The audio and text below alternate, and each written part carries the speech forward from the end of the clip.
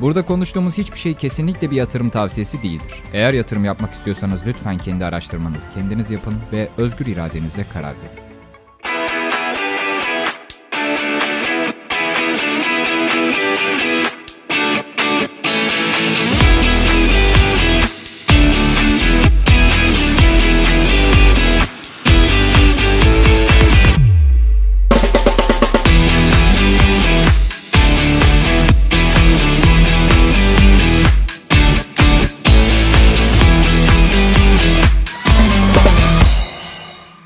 Arkadaşlar merhaba, Kripto Türkiye'ye hoş geldiniz. Bugün videomuzun konusu blok zincirlerin interneti olarak nam salmış Cosmos ekosistemi.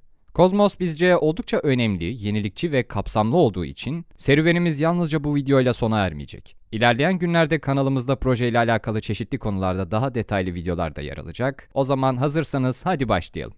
Cosmos nedir? Cosmos gayet iddialı bir proje ve niyeti tüm blok zincirlerini bir araya getirerek birlikte çalışabilir olduğu bir yapı oluşturmak. Kendisini bağlantılı blok zincirlerinin en özelleştirilebilir, ölçeklenebilir, güçlü ve birlikte çalışabilir ekosistemi olarak adlandırıyor. Kripto dünyasındaki çoğu blok zincirinin birbirinden bağımsız çalıştığını ve yalnızca kendi blok zincirlerinde iletişim kurabildiğini biliyorsunuz. Bilmiyorsanız da artık biliyorsunuz. Cosmos ekosistemin yani temel yapının adıdır. Bu platform üzerinde yer alan ilk blok zinciri ise Cosmos Hub'tır. Cosmos Hub blok zincirinin görevi diğer blok zincirlerini yani ağda zon olarak adlandırılan bölgeleri birbirine bağlamaktır. Bu bağlantılar tamamlandıktan sonra jetonlar hızlı ve güvenli bir şekilde bir bölgeden diğerine sorunsuz bir şekilde aktarılabilir. Örnek verecek olursak Bitcoin ve Ethereum gibi projeler sadece kendi zincirleri üzerinde hareket ediyor ve birbirleriyle hiçbir şekilde etkileşime girmeleri mümkün olmuyor. Tam da bu noktada fonda kahramanlık müziği çalmaya başlıyor, Cosmos peleriniyle olay yerine geliyor ve kendi ağına bağlandıkları takdirde birbirleriyle de iletişim kurmalarının mümkün olacağını söylüyor.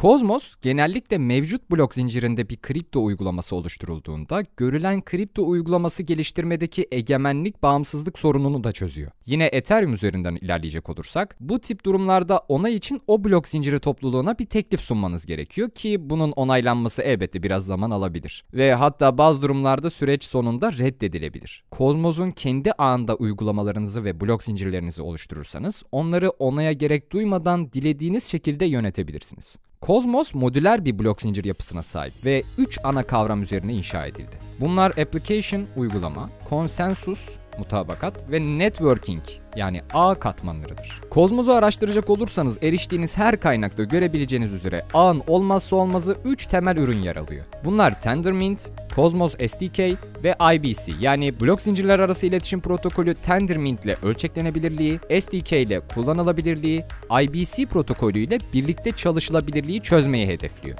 Şimdi üçüne de tek tek değinelim çünkü şu aşamada kulağa çok da anlaşılır gelmiyor. Tendermint'i açıklayalım. Cosmos ekosistemi içerisinde az önce bahsettiğimiz konsensus ve networking katmanlarını kendi içerisinde birleştirerek üzerine inşa edilen uygulamaların son durumlarını ve bu durumların ağa yayılmasını sağlayan yapıya Tendermint diyoruz.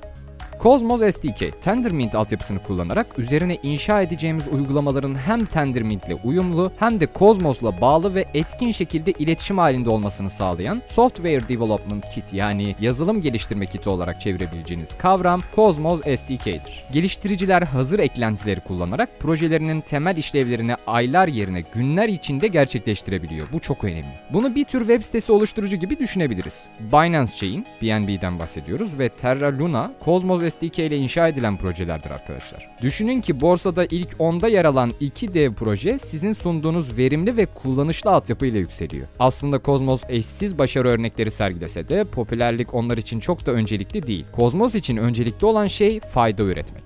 Gelelim IBC'ye, Inter-Blockchain Communication Protocol. Ve işte üçüncü ve son olarak geçtiğimiz 3-4 yılda blok zinciri dünyasının en büyük icatlarından biri, hatta belki de en büyüğü yer alıyor. Blok zincirlerin birbirleri arasında değer ve veri aktarmasına ve birbirleriyle iletişim kurmasına izin veren IBC, blok zincirler arası iletişim protokolü. Blockchain internet kavramını anlayabilmemiz için blockchain ağlarının arasındaki iletişimin ve bağlantının nasıl yapıldığını anlamamız gerekir. Peki bunu nasıl gerçekleştiriyor? Cosmos'da yer alan zone yani bölge ve hub yani merkezleri kullanarak yapıyor. Buraya kadar tamam da Cosmos dışındaki farklı bir ağa bağlanabilir miyiz? Bunun için de Pegzone adı verilen özel bir tür proxy zinciri kullanılmakta. Bunu da meraklısına eklemiş olalım.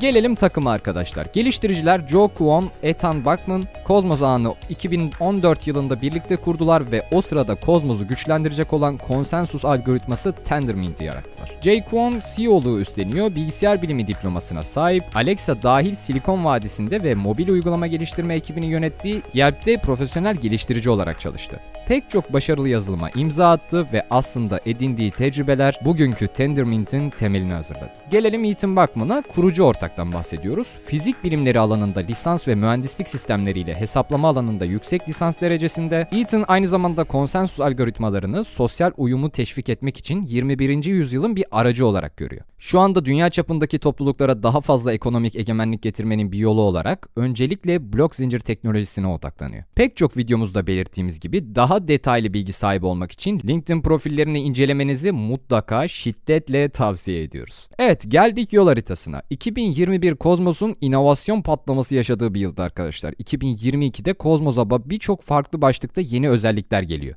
En az 3 ayda büyük bir yükseltme planlanıyor. Projenin aynı zamanda 2023'ün ilk çeyreğine kadar uzanan güncel bir yol haritası da mevcut. Bütün adımları açıklamak oldukça fazla zaman alacağından dileyenler videonun açıklamalar kısmında yer alan bağlantıyla daha detaylı inceleyebilirler. Arkadaşlar, jeton ekonomisine göz attığımızda atom salınımları tamamlanmış durumda. İncelemelerimizde ilk arzda takıma ve özel yatırımcılara ayrılan oranın toplamının %30'ları geçmemesini makul olarak görebiliyoruz. Ve atomda bu oran %20 civarlarında. Atom piyasaya enflasyonist yaklaşımla çıktı. Toplam arzı sınırsız gözükmesine rağmen enflasyon oluşturmaması adına belli aralıklarda atom yakımı gerçekleşiyor. Cosmos'un doğrulayıcı sayısı ilk yıl için 100 olmuştur ve bu sayı 10 yıl sonra 300 olacak şekilde tasarlanmıştır. Şu anki görünen sayı ise 150. Atomun maksimum ATH değeri 44.36 dolar olarak karşımıza çıkıyor. Şu anki bulunduğu seviyeye bakılırsa ATH değerinin %45 altında. İncelemeyi hazırladığımız sırada arzı 286 milyon adet. Likiditede bulunan arzı da 287 milyon.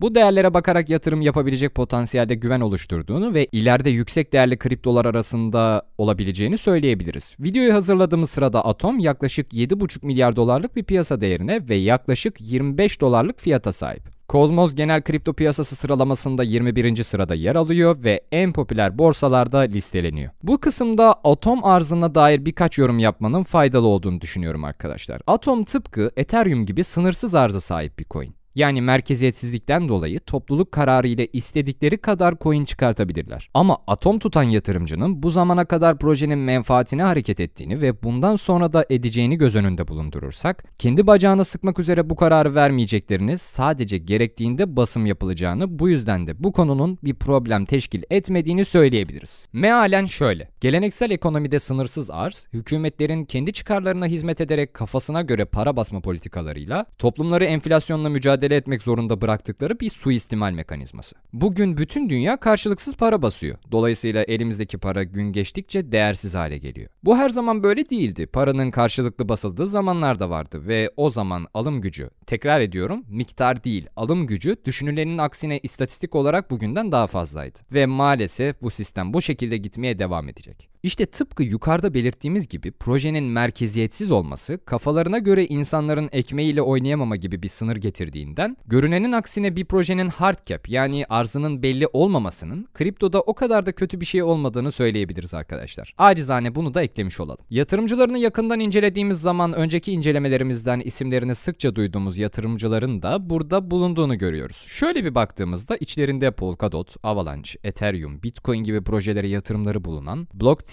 Dokia, Outliner Ventures, Hashkey gibi yatırımcıları görüyoruz. Sosyal medyaya geldiğimizde Cosmos Twitter'da 377 bin takipçiye, Telegram ve Discord'da ise yaklaşık 20 bin üyeye sahipler. Topluluğu bilinçlendirme ve teşvik etme konusunda büyük bir özveri örneği sergiliyorlar. Ekip topluluk katılımı söz konusu olduğunda oldukça aktif. Ayrıca tüm önemli geliştirme güncellemelerini detaylandırdıkları aktif bir blog da yayınlıyorlar. İncelememizin sonuç cümlesine gelmeden artılar ve eksiler bölümündeyiz. Eksiler kısmı düşünüldüğünde çeşitli gruplarca pazarlama çalışmalarının şu ankinden daha iyi yapılabileceğini iddia ediyor. Ancak başta da belirttiğimiz gibi öncelik sıralamasında fayda üretmek daha önde yer alıyor. Bülent Hoca, Cosmos'un diğer blok zincirlerin birlikte çalışabilirliğine zemin oluşturmasının güzel bir özellik olsa da şu an için Atom adına kötü bir şey olduğunu söylüyor. Atom kullanma mecburiyeti olmadığından ağdaki herkes kendi jetonunu tercih ediyor ve bu yüzden Atom'un değeri oran olarak rakipleri kadar artmıyor. Ancak önümüzdeki süreçte tüm kozmosun güvenliğini atom kilitleyenler sağlayacak ve bunun gibi atom kullanımına teşvik edici gelişmeler haliyle fiyata yansıyacaktır.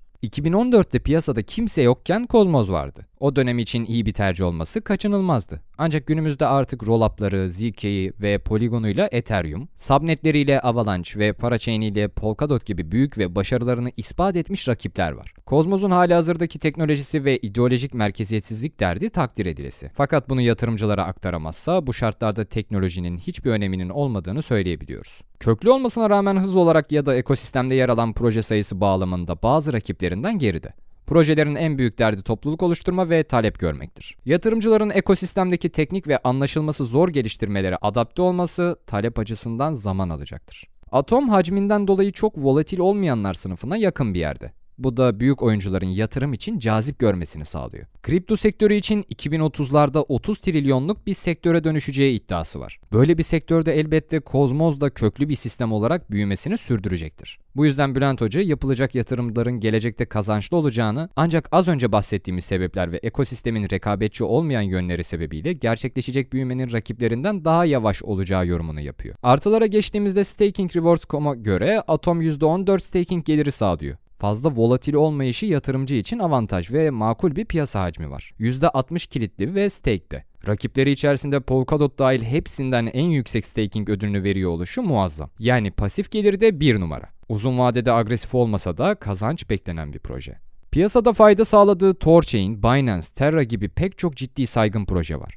Bu da prestij açısından bir hayli önemli. Sosyal medya etkileşimi ve piyasada bilinirliği çok yüksek. Kripto evreninde bir gerçek var ki hype için tanınmak oldukça önemli. Bünyesindeki ürünler de ağda ücretsiz, hızlı ve etkili biçimde kendi uygulamalarınızı ve blok zincirlerinizi oluşturmak ve çalışır duruma getirmek için bulunmaz nimet. Bunun yanında Cosmos Hub çok fazla enerji harcayan iç kanıtı yani Proof of Work mekanizması yerine bir pay kanıtı yani Proof of Stake mekanizması kullanarak ölçeklenebilirlik sorununu ele alıyor oluşuyla da umut vaat ediyor. Ayrıca sermaye şirketlerinden para toplayıp topluluğa dağıtmıyor. Burası çok önemli. Hatta tohum ve halka açık satış da yapmıyor. Bunun yerine çok yüksek bir yüzdeyi airdroplara ayırıyorlar ve kaynak olarak topluluk fonundan faydalanıyorlar. Bu noktada da nedenli topluluk odaklı ve merkeziyetsiz olduklarının vurgusunu yinelemiş oluyorlar. Başta da belirttiğimiz gibi böylesine önemli bir projeyi kısa bir videoda her şeyiyle işlemek yanlış olur. Bunu genel hatlarıyla özet bir video olarak kabul edelim.